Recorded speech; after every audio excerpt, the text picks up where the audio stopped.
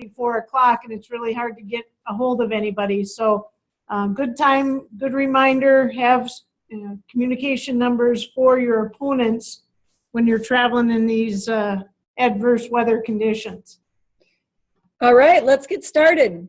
As I mentioned, we just have a few agenda items today for you. First one, I want to talk about scheduling. You just finished up with your fall seasons and well into winter, and hopefully now you've been working on your fall, finishing that up, and even getting some starting on your winter scheduling. I always use 2 seasons ahead as a rule of thumb. So as you're in the winter season, hopefully then you are out and finishing up your fall seasons 2 seasons ahead. So just some reminders as you're doing that. Obviously, you're going to renew all your contracts. Many of you probably use an electronic scheduling program like our school or something along those lines. Not only your game contracts, but also your contracts with your officials. When you're doing that, please make sure you are checking your season maximums. Remember, that number varies for each sport. We put a link on here, just the WIA volleyball page, to show you where you can find that for all of the different sports. Come on. Come on. Yeah, we'd like to go there. Okay, hang on a second here. Of course, it never works when you want it to.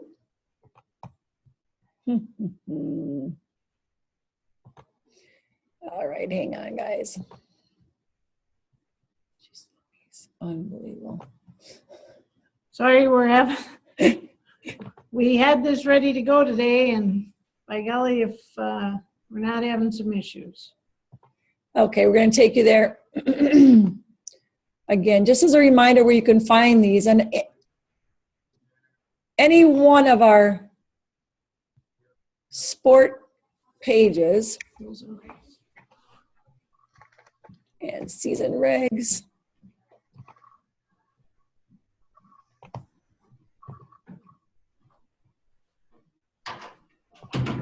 All right. All right. Yeah. How you guys hanging in there? Well. All right, good. Because we're scrambling right now. Don't know why. I don't know why I won't go to our WIA page right now, you guys. I apologize. We had this all ready to go. Okay, so on your season regs page, just go to any one of the sport pages and rules and regs. And you're going to see the season regulations, and the season maxes are listed for every sport on there. So please make sure that you double check those when you're doing your scheduling. We're also going to be adding some language to our season regs beginning this spring that indicates you should have separate schedules for all the various levels of team sports that you sponsor. So if you're running a varsity reserve schedule, make sure that you have that as a separate schedule from your varsity schedule. As you may or may not be aware, we did have to remove a team from the tournament this year because they exceeded the maximum allowed games. That's the penalty right now at the varsity level, is removal from the tournament. So please make sure that you're checking, and also make your coaches be responsible for checking how many games you have scheduled. Okay, make sure you reserve your facility. If you are not directly responsible for that, make sure you're working really closely with the person in your school district or in your building that does those reservations. Because you are working so far in advance, it should work to your benefit, so you'll minimize the number of conflicts down the road, but in particular, double check with your music people, with your student council, with your, different bigger things at the school that really could pose a serious conflict, down the road for you. So again, work well in advance so you can minimize those conflicts. Usually your school musicals and things that are big events in your school, work with those folks so that you're not double booking your venue. Same thing if you want to host a sectional volleyball, sectional soccer, make sure you're not putting that on top of another big event. So you're going to have issues with parking. So you need to look ahead. You need to consult other people in your building. Hiring officials, hopefully you have connected with somebody in your area that can assist you with this. It's a big job and you're responsible for so many sports. Has anybody out there had somebody in your area that has helped you out with assigning officials? see a lot of heads shaking no. You may want to try to work with an official in your area. There are assigners, especially in the sport of soccer, that will help you find your lower level officials. So, reach out to some people, ask around at a conference meeting. Perhaps you can get a name of somebody who might be able to help you with hiring of sub-varsity officials. If you find a real veteran master official in your area, they're also really willing to help bring new people in. And they love it when you pass some ideas of someone who just graduated, who's just newly licensed, and tell them you want to get these kids worked into the schedule, these young men and women into the schedule. They can really help you out with that as well. Partnering them up with a veteran so they're not feeling so intimidated in their first few events. So again, finding that person is very, very beneficial. Oops. And then finally, the last one on our list here is the hosting. Hopefully you've done that already for next fall. You log in onto your AD resource page and you'll see the fall hosting applications, which is still a live tab right now. That's your opportunity to tell us which fall tournaments you are willing to host next year.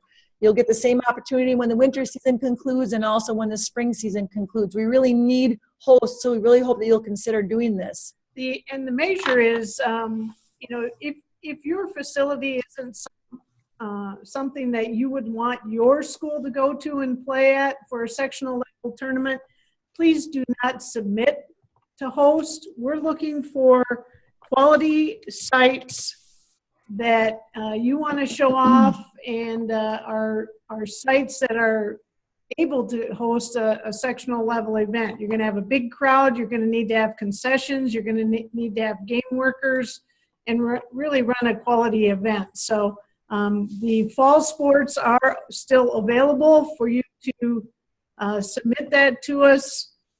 Here you can see the hosting form 2017-18. The various fall sports are noted there. Please just submit those that you actually have a quality site and want to be considered.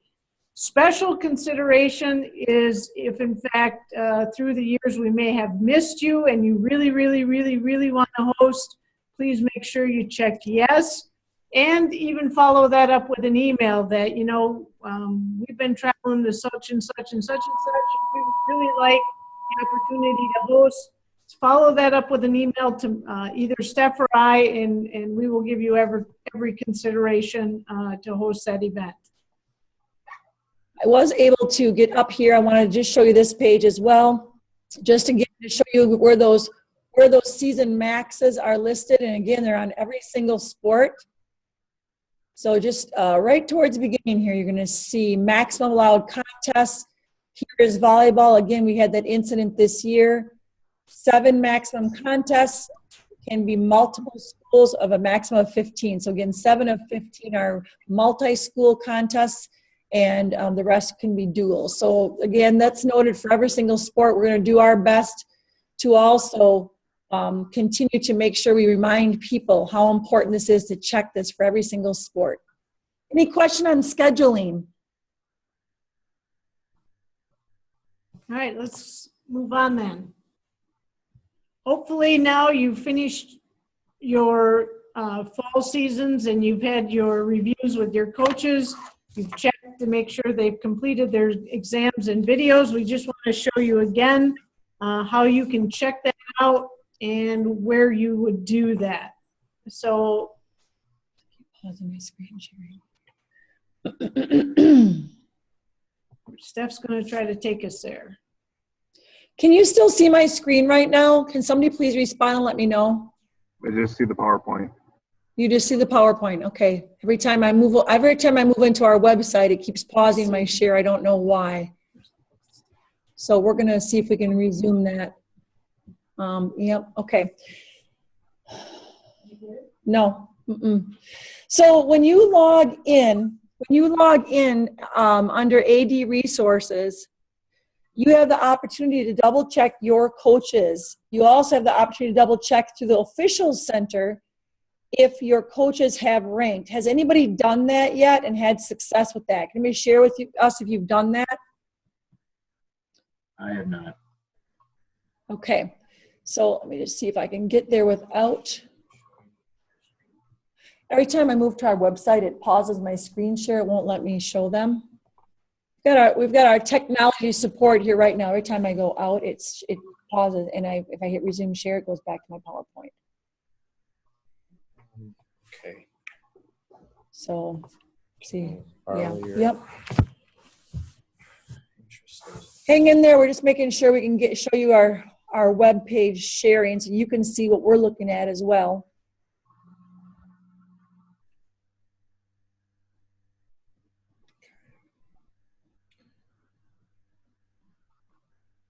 So,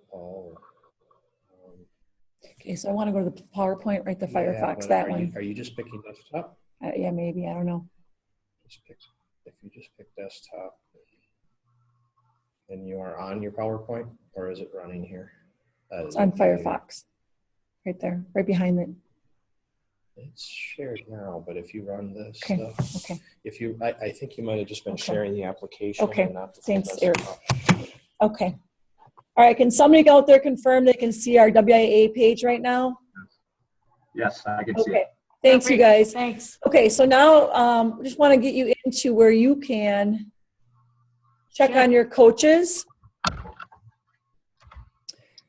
Let's see. Manage school profile. Yep. And then if I just scroll down here a little bit, here is where you can go in and you can look and see. Coach lists or coach reports. Coach reports is what you want. Pick You're going to just see your school, I believe. Yes. And let's pick Abbotsford. We're going to pick the years 16, 17, exams, and we'll go to one of the sports. Let's go football and run report. Not to rat out Abbotsford or anybody, but let's see. Looks like all their football coaches completed the exam. Yay. So that's where you can check on your coaches, your exam, your video, and you can change this if you want to see if they also did their video. Run report. Oh, not all of them watched the video. So that's a good way to go back and make sure all your fall coaches have completed that. And if we're well into winter now, hopefully all your winter coaches have done that as well. So good way to just keep tabs on compliance with that. That is a requirement for all coaches at all levels. Now, to check in whether they have ranked the officials, you will go into our official center. Up at the top under ranking summary by organization. And then you can choose the sport and the season.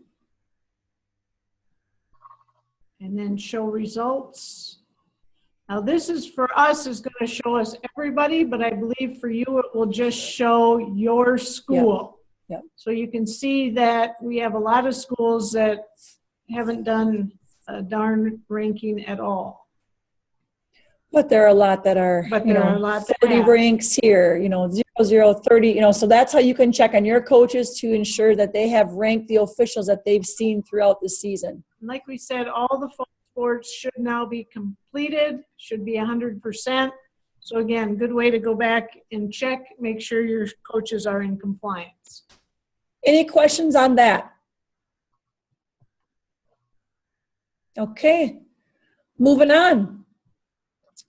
Let's just talk about preparing the budget. And we're pretty close to that time. If you haven't already received information from your school district, it probably will be coming soon. I know for me it was early January and it was always due in February. So make sure you're in communication with your district management as far as budgetary purposes. Know your timeline. Know when your budget is due. You're going to need to decide now. I always worked backwards from my timeline. What was the date it was due to my district? And then I worked backwards from there to decide when I would have input collected from coaches. Any changes to our budget? Are you adding a new activity or a new sport? Are you adding a level? You're adding a freshman team. We added JV hockey a couple years ago at SPASH. Big changes to our budget there. Factor in your revenue generated, your ticket gates. Do you collect athletic fees? Anything that's new on the NFHS level, whether there's a new helmet requirement. Volleyball, we had a new libero jersey requirement this year. Usually those are things that you'll get a heads up for a couple of years that they're coming down the road so you can make plans. With you being new, it might be new to you. Certainly can always call our office to find out if we know of any changes coming for next year's budget. I'm trying to think right offhand. I can't think of anything new from NFHS that's going to be applicable. But again, talk with your coaches, get that input from them, because they may have not have been able to budget something that, got cut last year or whatever and needs to be implemented this year. But I can't think of any new things that are coming down the road this year. I don't believe we've added any games. So there shouldn't be any additional items for officials or anything that way. But it's always good to at least ask your coaches and then have them provide you with a justification of why they need whatever it is they're requesting. Many schools have a uniform rotation schedule of when new uniforms are going to be purchased. I just had a coach ask for a waiver in basketball because one of the jerseys was not returned, and so they were short a jersey. So make sure that, jerseys have been returned, uniforms are where they should be and are in compliance with the rules.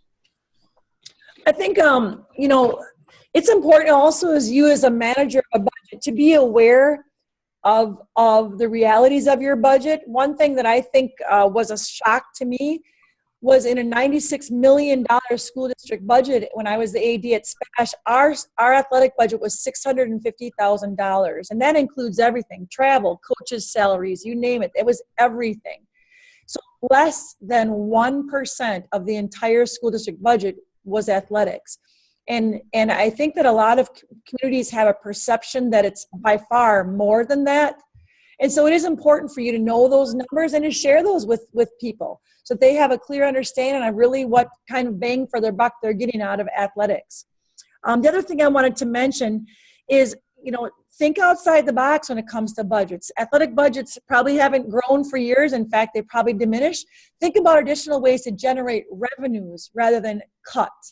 There are a lot of ways out there to generate revenues through sponsorships, through athletic fees, through different creative marketing things that you can do. The other thing that I found is where creativity is helpful is through replacement items. If something gets broken, let's say you have a large ticket item get broken, a volleyball standard, there are many times that your maintenance budget in the district can cover that rather than your athletic budget.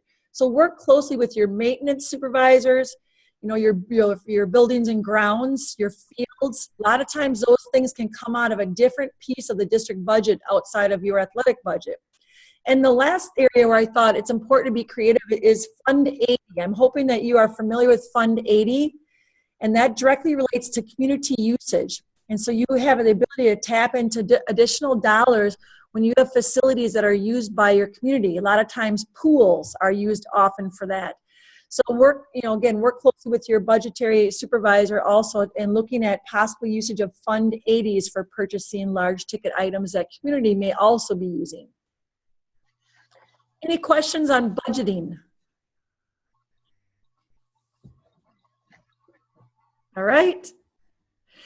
I'm hoping that many of you have already had an awards night by season. If you're in a larger school district, a lot of times, though, they won't have an awards night until the end of the year. You'll have a culminating event. Every school does it a little bit differently.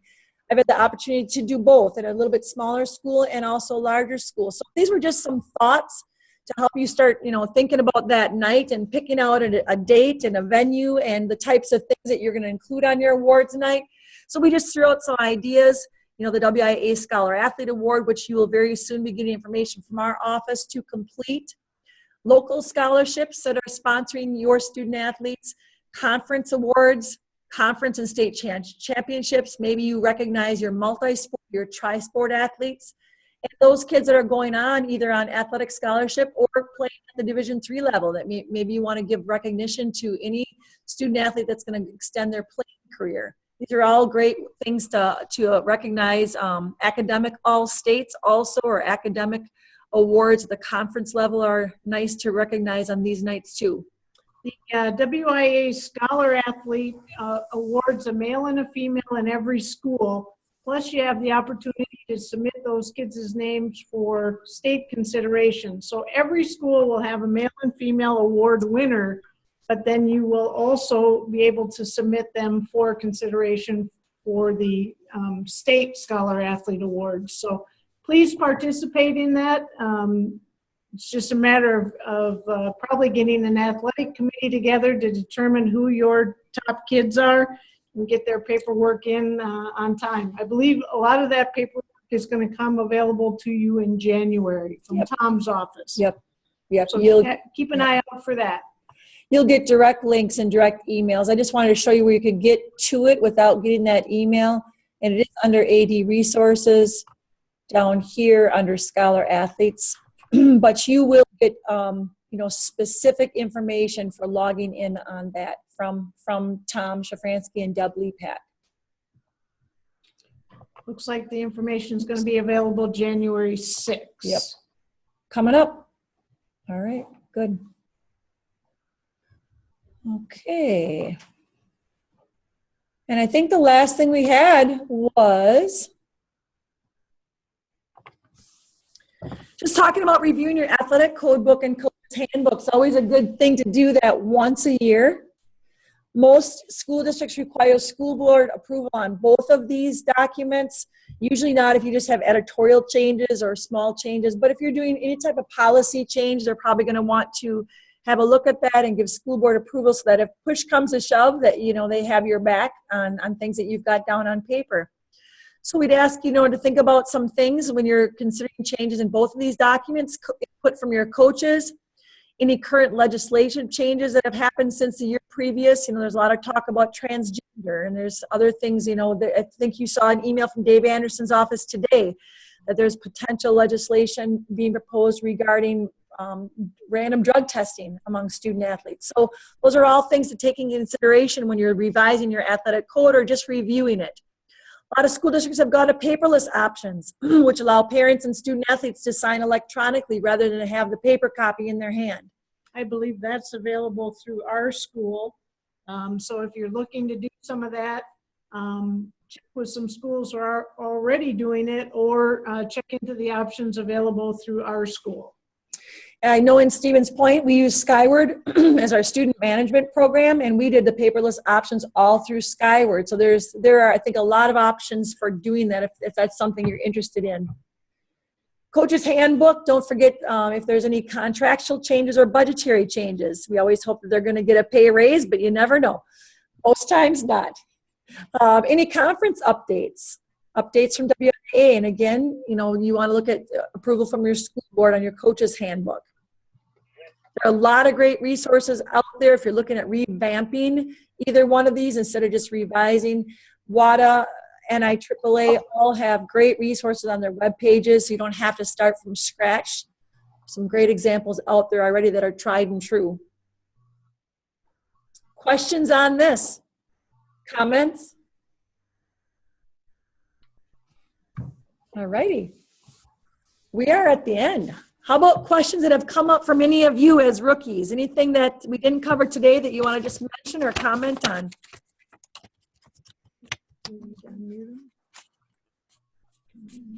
Anybody with a question? All right, well, pencil us in for February 16th. We don't think there's going to be a lot of new things to talk about in the month of January. That tends to be a little bit slower month yet. Obviously, like Deb mentioned, you might run into some weather issues, so stay ahead of that. We already see basketball games being moved from Friday to tomorrow night in anticipation of bad weather. Yep, sounds like a big storm on Friday night. So you always have to be a little bit proactive and looking ahead, and you don't want to cry wolf, but yet it's better to be ahead of things than to get caught with your pants down and all of a sudden you got a team coming to your building and you've canceled school at 2:00 in the afternoon. So kind of be ahead of things with winter, and if you can move from Friday night to Thursday night so people don't have to travel. Looks like a pretty good snowstorm coming in Friday. Well, hey, thanks. We appreciate it. We'll hang out just for a few more minutes in case anybody wants to hang around and ask questions, but thanks for logging in, and we'll see you in February. Happy holidays, everybody. Thanks to you too. Take care. Kept popping up.